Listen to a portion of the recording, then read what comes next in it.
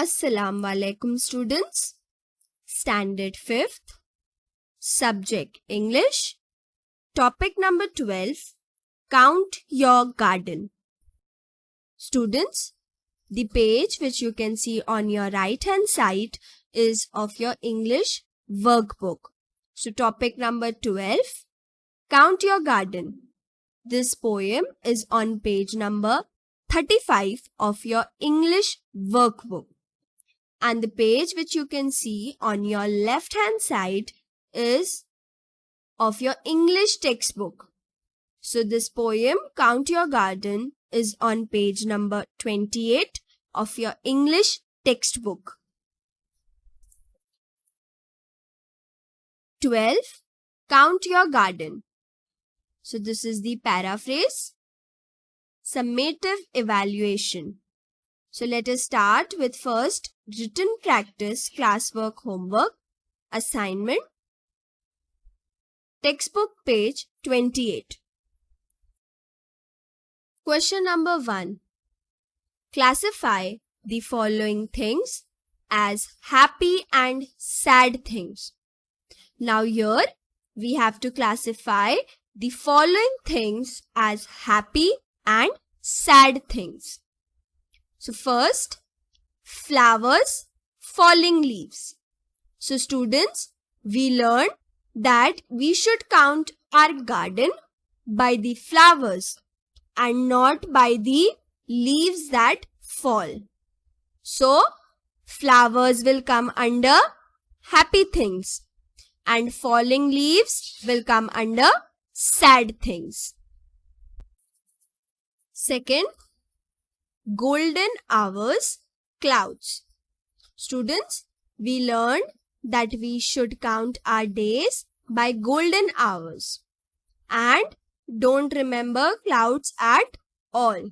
So, golden hours will come under happy things and under sad things what will come? Clouds. Third, stars, shadows. So students, we learned that we should count our nights by stars and not shadows. So stars will come here and shadows will come under sad things.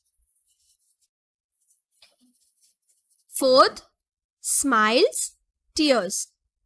Students, we learned that we should count our life by smiles, not tears. So, smiles will come under happy things and tears will come under sad things. Fifth, friends in your life, passing years. So, students, we learned that we should count our age by friends, not years. So, friends in your life will come under happy things and passing years will come under sad things. Question number 2. Write the answers to the following questions. Question number 1. How should you count the richness of your garden? So, first line. Count your garden by the flowers. So students, in this poem, from this line we learned that we should count our garden by the number of flowers that it has. So let us write the answer properly. You should count the richness of your garden by the number of flowers that it has. Question number 2. How should you count your age? So students, we learned that we should count our age by friends. So count your age by friends. So let us frame the answer properly and write. You should count your age by the number of friends you have. Question number 3. What does the poet actually want to tell us? So students, in this poem, we learn that the poet wants to tell us that we must count good things that we have in our lives and not the problems. And we must look at the positive side of life and not the negative. So let us frame the answer properly and write. The poet wants to tell us that we must count the good things that we have in our lives and not the problems. We must look at the positive side of life and not the negative. Page 36 of your English workbook. Question number 3. Pick out 2 pairs of rhyming words from the poem. So now students, let us pick out 2 pairs of rhyming words from the poem.